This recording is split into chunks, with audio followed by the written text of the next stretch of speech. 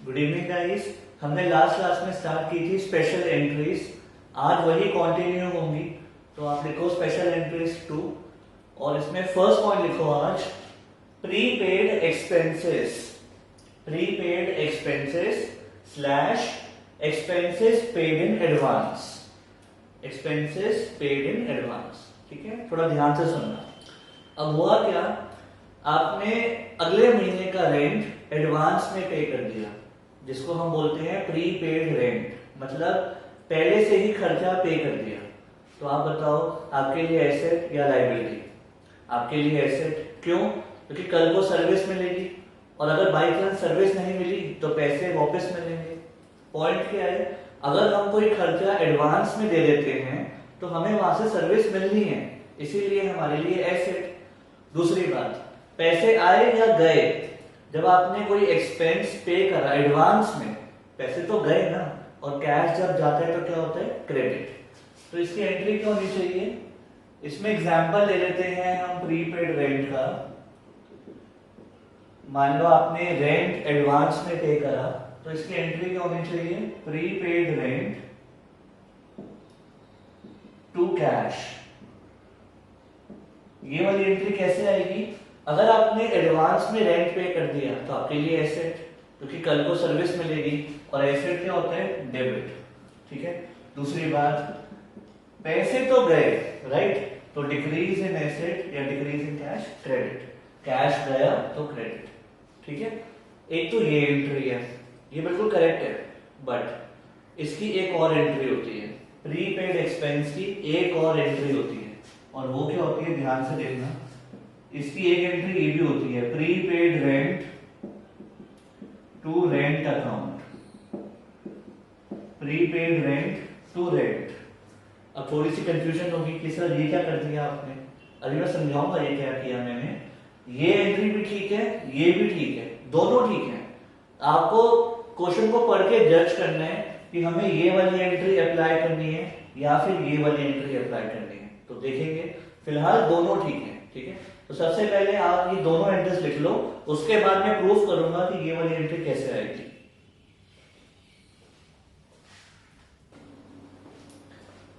अब उन दोनों पॉइंट्स को प्रूव करते हैं। सबसे पहले एग्जांपल नंबर 1 लिखो, paid rent in advance. Paid rent in advance ₹300। अब सुनना बहुत ध्यान से, यहां पे आपको सिंपल इंफॉर्मेशन दी हुई है कि आपने 300 एडवांस में पे किया, या तो अगले साल के लिए होगा या अगले महीने के लिए होगा। मान लो अगले साल के लिए 300 एडवांस पे किया, पैसे आए या गए? पैसे तो गए, और जो एडवांस में पे किया वो आपके लिए एसेट। क्यों? क्योंकि अगले साल सर्विस मिलेगी। तो इसकी एंट्री क्या होनी चाहिए? Prepaid rent, prepaid rent to cash. Prepaid rent to cash account, ठीक है। अमाउंट कितना है? 300। और रीजन क्या आ गया? जब आपने एडवांस में पे किया तो पैसा गया, डिक्रीज इन एसेट, और आपके लिए एसेट आ गया क्योंकि सर्विस मिलेगी, करेक्ट। ये लिख लो। इसके बाद example number 2, out of the rent paid this year, out of the rent paid this year, comma, ₹300 is for next year. ₹300 is for next year. I repeat, out of the rent paid this year, 300 is for next year. सबसे पहले इसका meaning समझो। वो ये कह रहे हैं हमने इस साल जितना भी रेंट पे किया उसमें से 300 अगले साल का है। क्या मतलब हुआ? मान लो सपोज आपने इस साल रेंट पे किया, रेंट पेड 1500, ठीक है। ये हम इमेजिन कर रहे हैं कि इस साल 1500 पे किया, चाहे वो 1500 लो, 5000 लो, डजंट मैटर, कोई भी फिगर ले लो आप। तो मान लो हमने इस साल 1500 रेंट पे किया, इसकी एंट्री बताओ। अगर आप रेंट पे करोगे तो कैश आया या गया? कैश गया, और आपके लिए एक्सपेंस, ठीक है। तो हमने एंट्री करी होगी rent account debit to cash, कितना? 1500, ठीक है। और हमने रूल लिखा होगा एसेट कम हो गया और एक्सपेंस बढ़ गया, ठीक है। जिस टाइम हमने रेंट पे किया उस टाइम हमें एडवांस की कोई नॉलेज नहीं थी, हमने बस रेंट पे कर दिया, उसकी एंट्री कर दी, करेक्ट। अब याद सुनना, अब वो कह रहे हैं आपने इस साल जितना भी रेंट पे किया मतलब 1500, उसमें से 300 अगले साल का है। अगर 1500 में से 300 अगले साल का है तो इस साल का कितना एक्सपेंस है? 1200। ये मानते हो? 1500 में से वो कह रहे हैं 300 तो अगले साल का है, तो फिर इस साल का कितना है? 1200 करंट ईयर का। और एक्यूअल एजम्पशन क्या कहती है कि जो इस साल का एक्सपेंस है बस वही दिखाओ, बाकी मत दिखाओ। आई रिपीट, एक्यूअल एजम्पशन क्या कहती है? जो इस साल का है बस वो दिखाओ। इस साल का है कितना? 1200। आपने कितना दिखा दिया? 1500 का एक्सपेंस, तो ज्यादा भी दिखा दिया। दोबारा सुनना, इस साल का एक्सपेंस 1200 है बट आपने कितना दिखा दिया? 1500, तो ज्यादा दिखा दिया ना। अब 300 हटाना है क्योंकि एक्यूअल एजम्पशन के अकॉर्डिंग हमें खाली इस साल का दिखाना था, हमें 1200 दिखाना चाहिए था, हमने 1500 दिखा दिया। अब 300 का एक्सपेंस हटाना है। इंक्रीज इन एक्सपेंस होता है डेबिट, डिक्रीज इन एक्सपेंस क्या होता है? क्रेडिट। तो अब एंट्री हो जाएगी prepaid rent to rent account. बहुत ध्यान से देखना, आपने 1500 का एक्सपेंस दिखा दिया बट इस साल का एक्सपेंस खाली 1200 का है, तो 300 का हटाना है। हटाने के लिए डिक्रीज इन एक्सपेंस क्रेडिट, ठीक है। और उसको कहां ट्रांसफर करना है? वो हमारा एसेट है तो उसको एसेट में दिखाना है क्योंकि एडवांस में पे किया हुआ है तो हमारे लिए एसेट है, ठीक है। शॉर्ट में दोबारा देखो, सबसे पहले हमने रेंट पे किया सपोज 1500, तो उसकी एंट्री करी रेंट टू कैश, ठीक है, रेंट टू कैश, एक्सपेंस दिखाया होगा और कैश गया।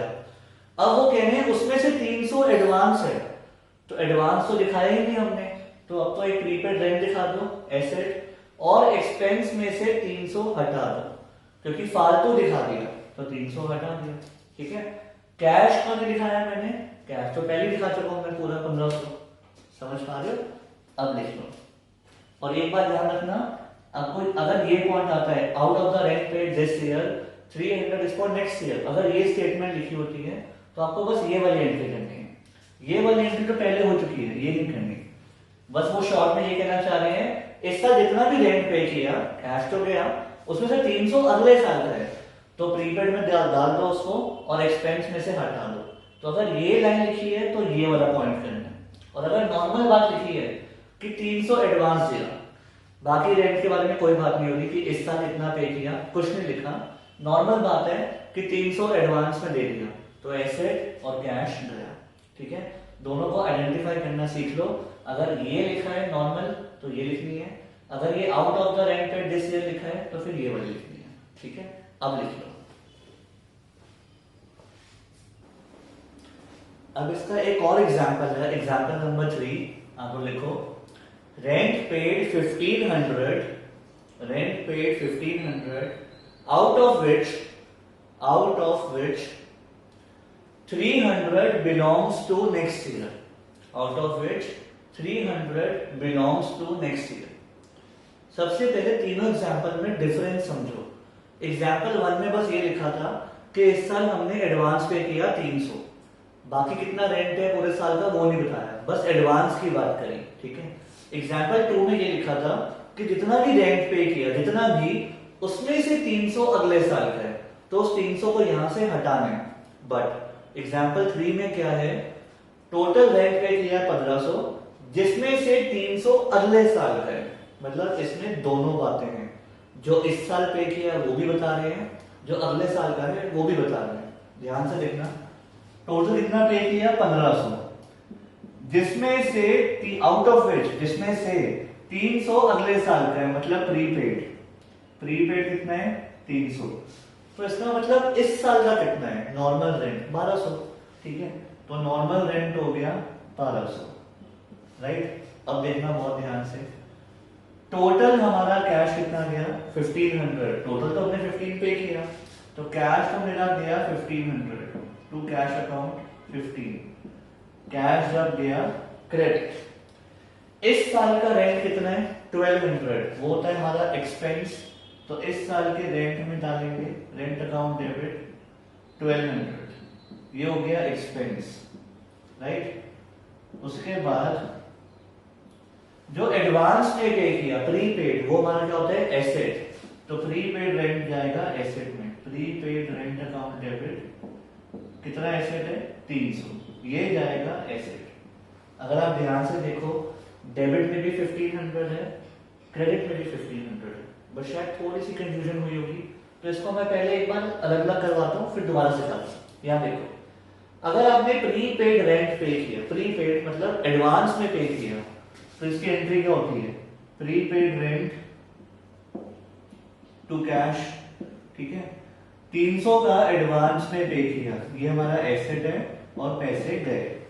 और अगर आपने नॉर्मल रेंट पे किया तो उसकी एंट्री क्या होती है rent account debit to cash, rent account debit to cash, कितना 1200। इसमें रूल आएगा एक्सपेंस है और पैसे गए, ठीक है।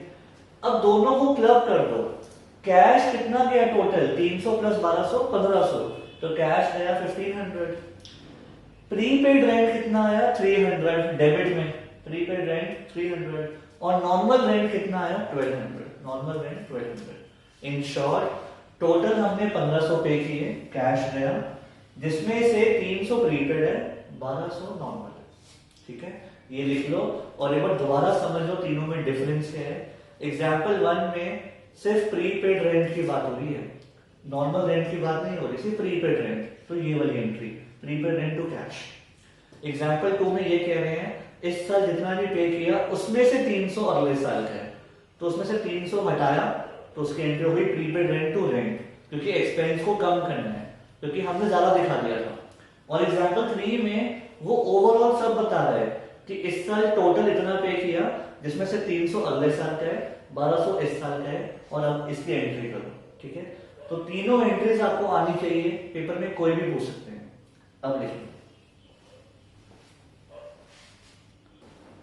अब आज का सेकंड पॉइंट आप लिखो, income received in advance, income received in advance slash pre received income, pre received income.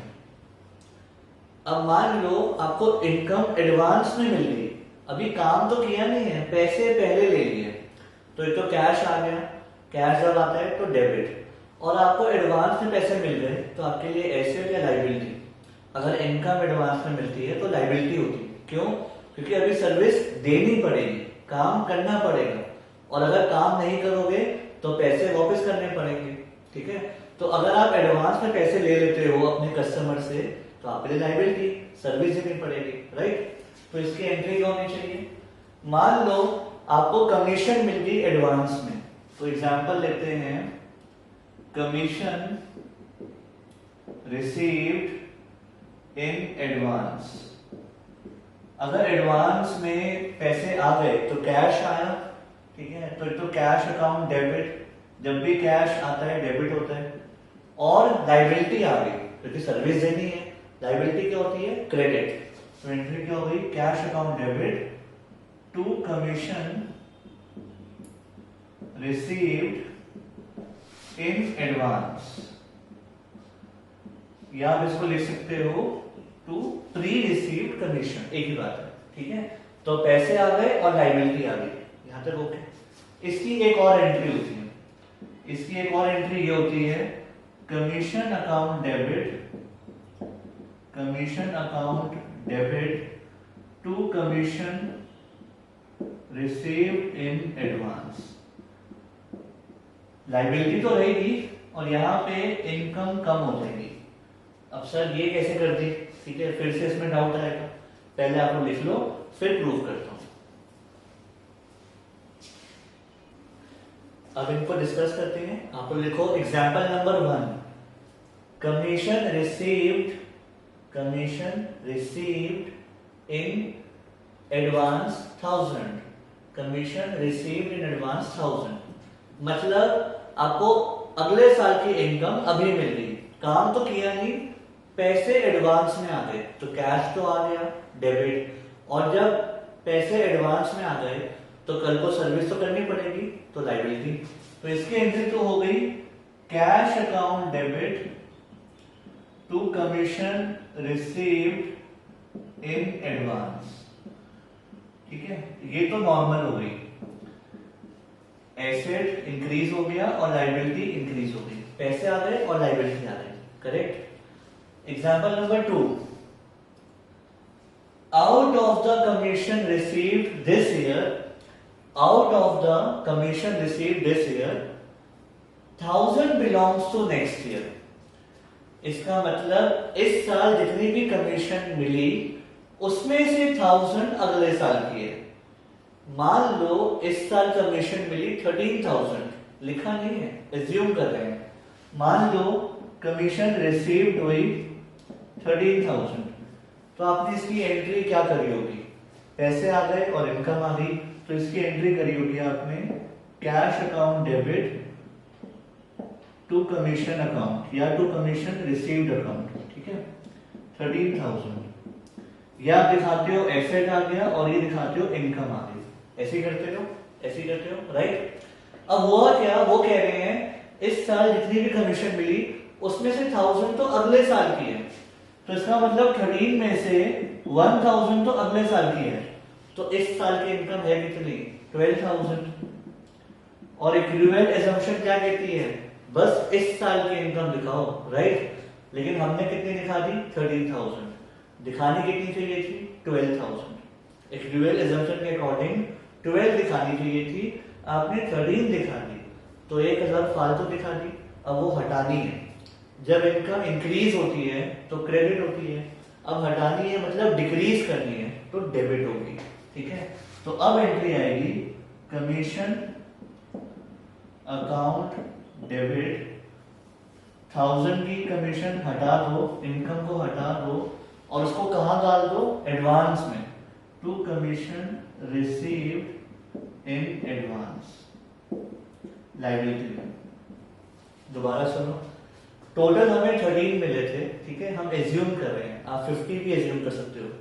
तो जब कमीशन मिली थी तो हमने ये एंट्री करी होगी, बट वो कह रहे हैं इसमें से 1000 अगले साल की है, तो मतलब इस साल की इनकम तो 12 होनी चाहिए थी, तो 1000 को हटाना है।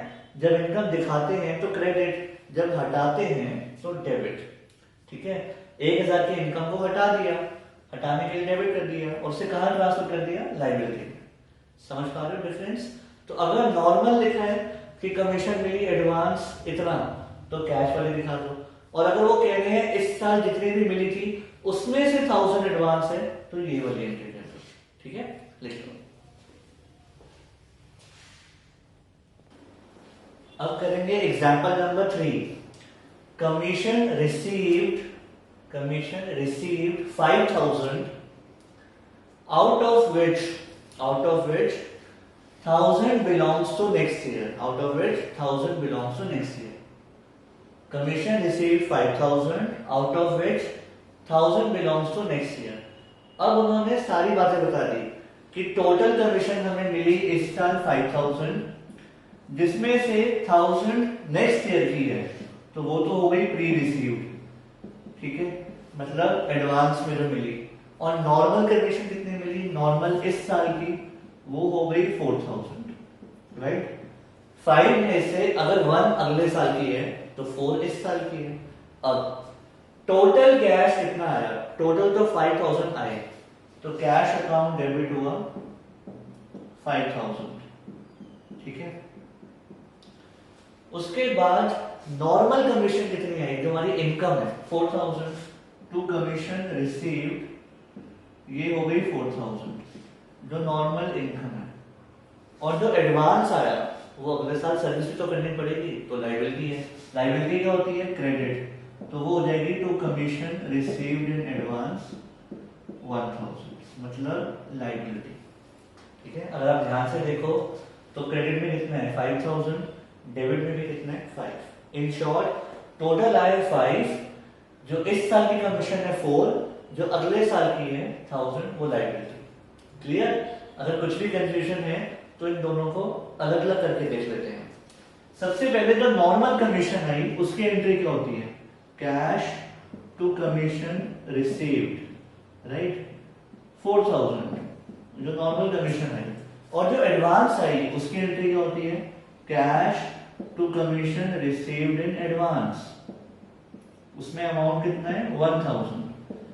अब दोनों को क्लब करते हैं, टोटल कैश कितना आया देखो 4 + 1 5, कमीशन रिसीव कितनी है 4000 क्रेडिट, और एडवांस कितनी है 1000 क्रेडिट। ठीक है, तो ये डिफरेंस होता है एग्जांपल 1, 2 और 3 में।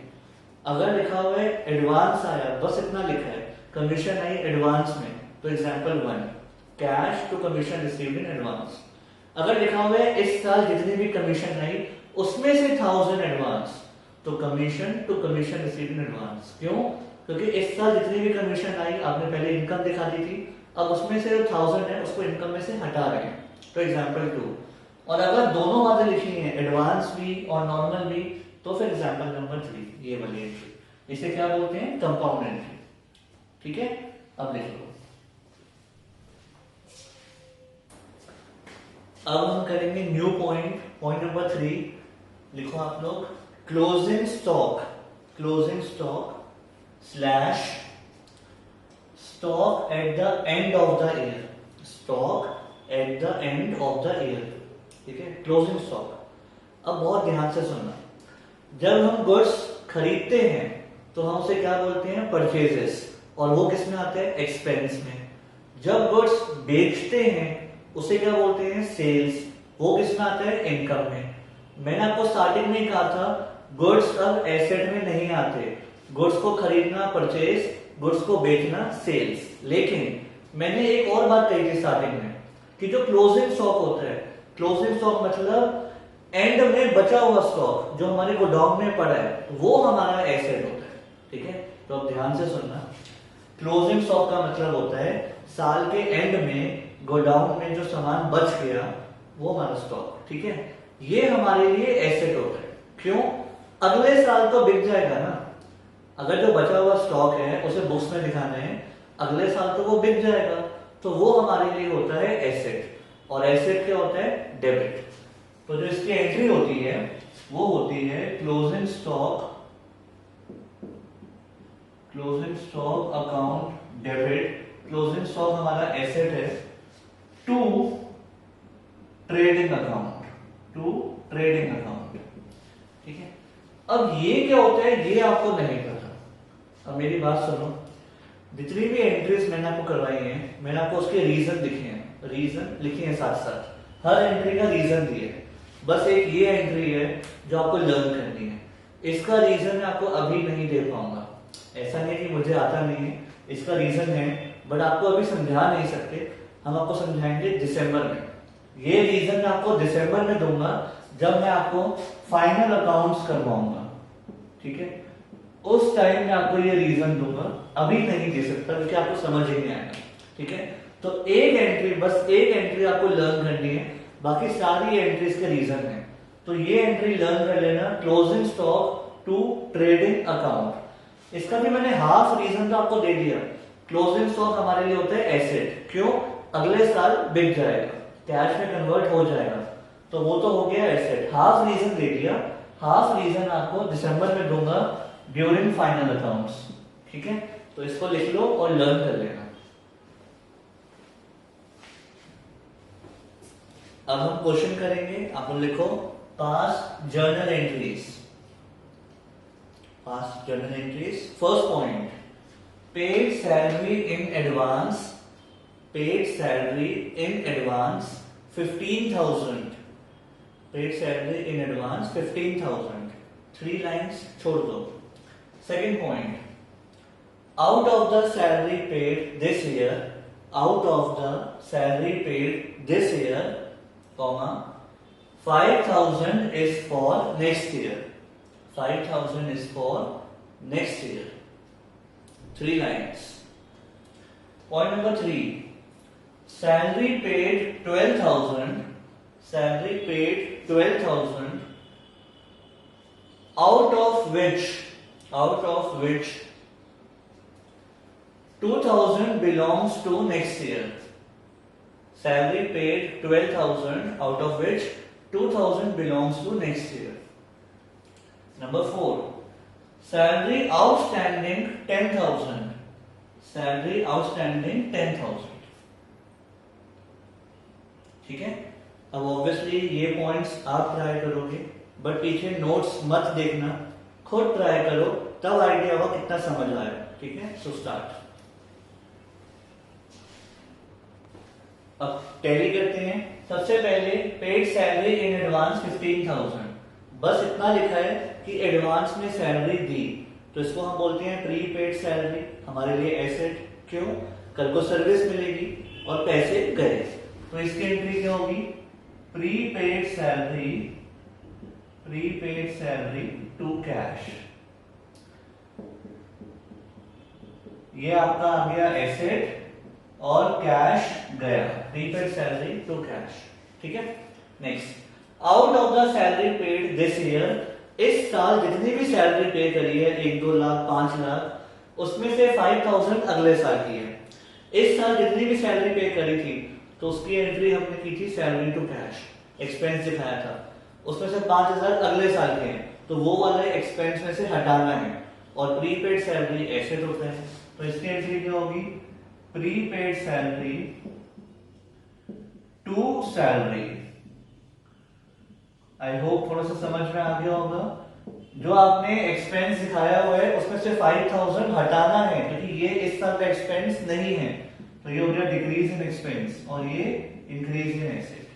ठीक है, नेक्स्ट, सैलरी पे करी 12,000, जिसमें से 2,000 अगले साल के हैं, तो टोटल 12 पे करी, जिसमें से 2 नेक्स्ट ईयर के हैं और 10,000 नॉर्मल है। ठीक है, तो इसकी एंट्री क्या होगी?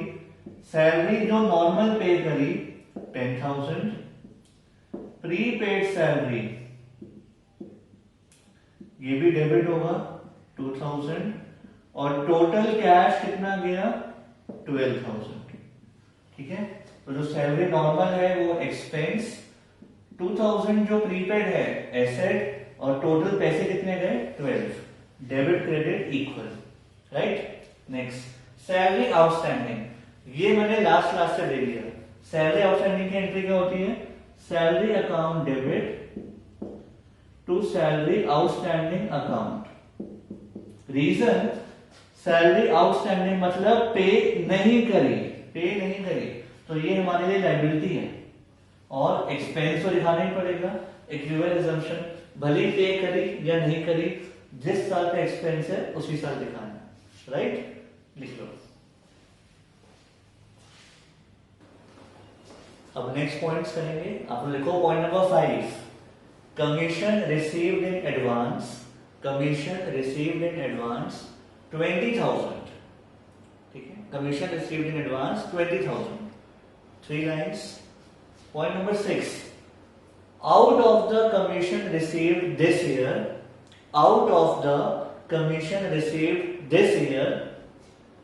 5,000 belongs to next year, 5,000 belongs to next year.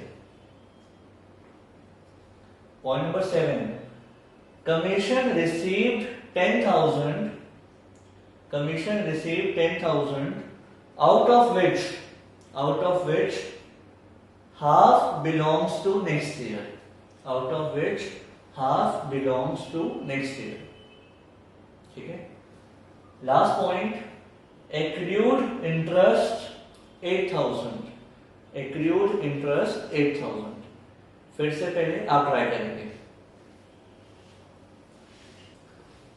अब इनको टैली करते हैं। कमीशन रिसीव्ड इन एडवांस में इनकम मिल गई, हमारे लिए लाइबिलिटी, क्योंकि कल को सर्विस देनी है, और पैसा आ गया। जब कैश आता है तो डेबिट, तो इसकी एंट्री हो जाएगी cash account debit to commission received in advance 20,000। Cash आ गया, जब भी कैश आता है डेबिट, और लाइबिलिटी आ गई, सर्विस देनी पड़ेगी, right. Next, out of the commission received this year 5,000 belongs to next year. इस साल जितनी भी कमीशन मिली थी, जो आपने इनकम में दिखा दी थी, उसमें से 5,000 अगले साल की है, तो वो इनकम को कम करना है, तो आपकी एंट्री होगी कमीशन अकाउंट डेबिट। सबसे पहले हमने इनकम को कम किया, ठीक है, कितना? 5,000, और इसको ट्रांसफर करना है लाइबिलिटी में, to commission received in advance. 5,000। ठीक है, तो जो इस साल हम ऑलरेडी इनकम दिखा चुके हैं उसको कम करके लायबिलिटी में ट्रांसफर करना है।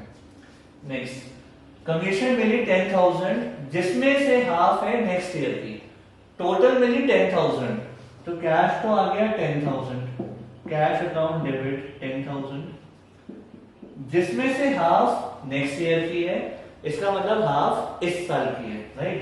तो जो इस साल की है वो तो हो गई नॉर्मल इनकम, इनकम जो इस साल की है हाफ, और जो बाकी हाफ नेक्स्ट ईयर की है वो लायबिलिटी, तो उसको हम बोलते हैं to commission received in advance, right. तो टोटल 10,000 मिले जिसमें से हाफ इनकम और हाफ लायबिलिटी। ठीक है, नेक्स्ट, एक्रूड इंटरेस्ट, ये फिर से मैंने लास्ट क्लास का पॉइंट दे दिया। एक्रूड इंटरेस्ट मतलब अर्न बट नॉट रिसीव्ड, कमा तो लिया बट मिला नहीं, कल को तो मिलेगा, तो हमारे लिए एसेट, और एसेट जो होते हैं डेबिट। तो एक्रूड इंटरेस्ट अकाउंट डेबिट, ये हमारे लिए एसेट है, और इनकम तो उसी टाइम दिखानी पड़ती है जिस टाइम की होती है, तो to interest, accrued interest to interest. ठीक है, अमाउंट कितना है 8,000।